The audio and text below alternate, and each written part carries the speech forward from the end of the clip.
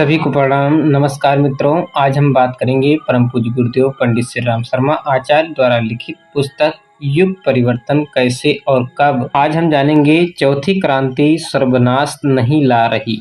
पिछली 3 शताब्दियों में 3 क्रांतियां हो चुकी हैं।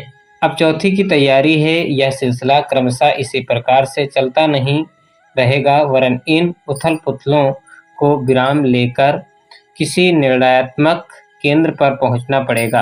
पहली क्रांति श्रमिक थी, जिसे सामाजिक क्रांति भी कह सकते हैं, जिस दास दासी, सेवक और स्वामी, राजा और प्रजा के मध्य चलते रहे। जमीन आसमान जैसे अंतरों को समतल पर लाया गया। इसके लिए कोई संगठित सार्वभौमिक क्रांति नहीं हुई।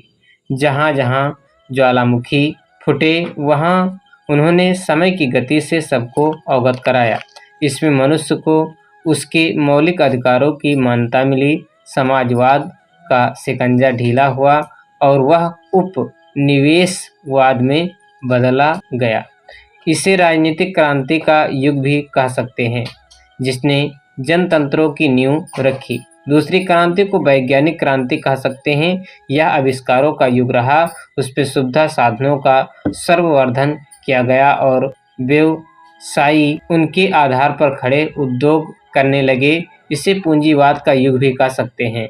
इसमें धनी वर्ग के हाथों अपार शक्ति आई। उसने इतना उत्पादन बढ़ाया जिसने खपाने की आवश्यकताओं की पूर्ति ही नहीं की, वरन खपाने की समस्या भी खड़ी कर दी। परिवहन के लिए रेल और जलयान भी आशातीत संख्या में बढ़े, ताकि सुविधा साधनों को दूसरे देशों तक ही नहीं, छोटे देहातों तक भी पहुंचाया जा सके। यह पूंजीवादी जमाना रहा। तीसरी क्रांति प्रभाव क्षेत्र बढ़ाने के निमित्त राजनेताओं की आपाधापी और प्रतिस्पर्धा चरम सीमा तक पहुंची। पिछले 2 युद्ध उसी की देन है। उसने वायुयानों से लेकर के डायनामाइट तक के अनेकों उत्पादन किए। बम आयुध उसी की देन है। यह मंडियों को कब्जे में करने का प्रच्छन्न समाजवाद था। यही माहौल विश्व युद्धों के रुक जाने पर भी अभी तक बना हुआ है।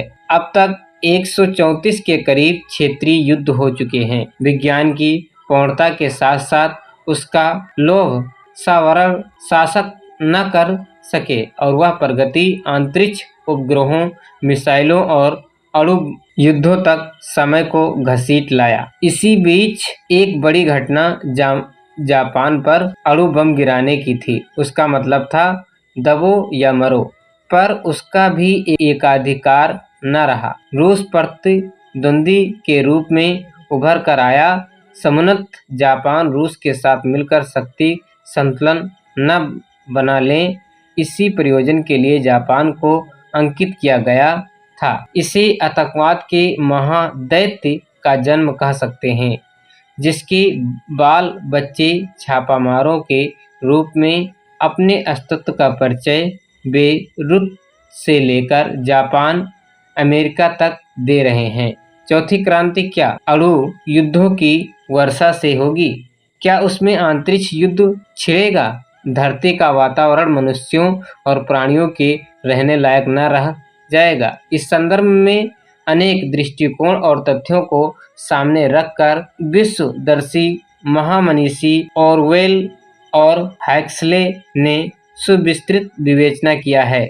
उनकी पुस्तक है ब्रेव न्यू वर्ल्ड।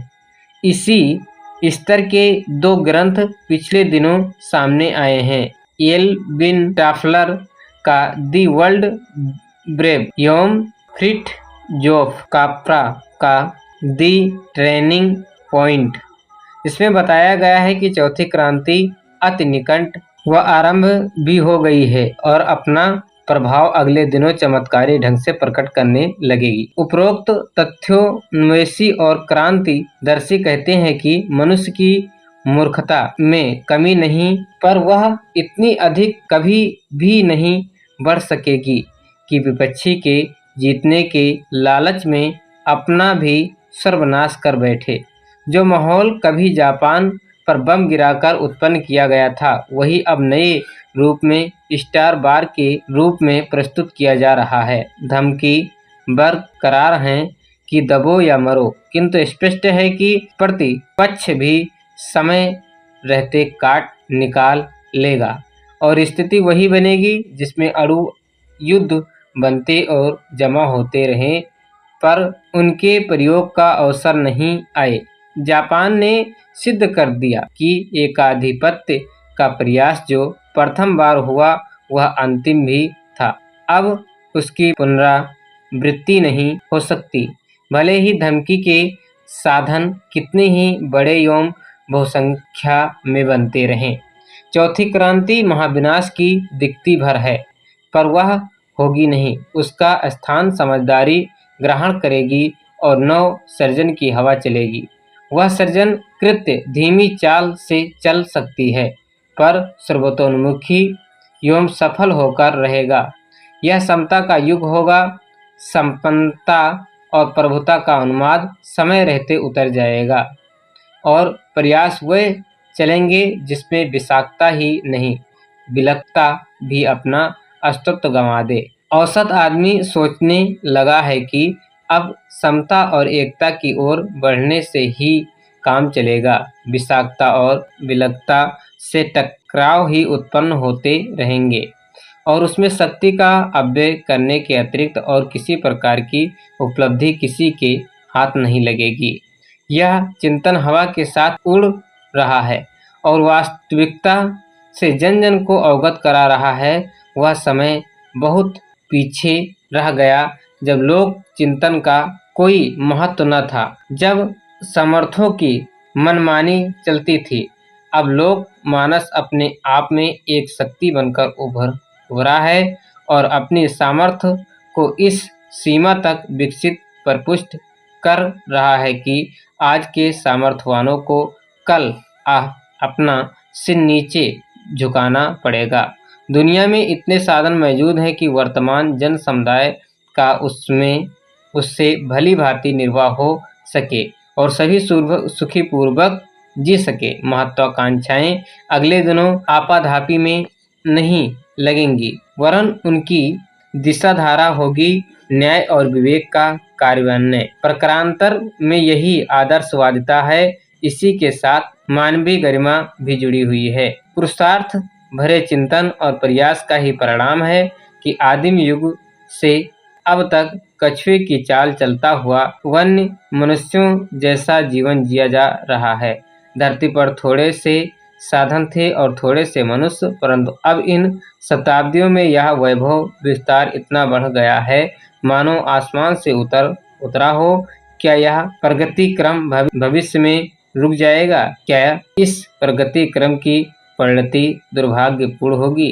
क्या रुदन ही मनुष्य भाग्य में वदा है? प्राकृतिक के अंतराल में से आश्वासन उभरता है कि आकांक्षाएं और संभावनाएं कुछ भी क्यों न हों, अंततः मनुष्य की समझदारी और दूरदर्शिता जीतेगी, साथ ही न्याय निष्ठा भी जीवित रहेगा।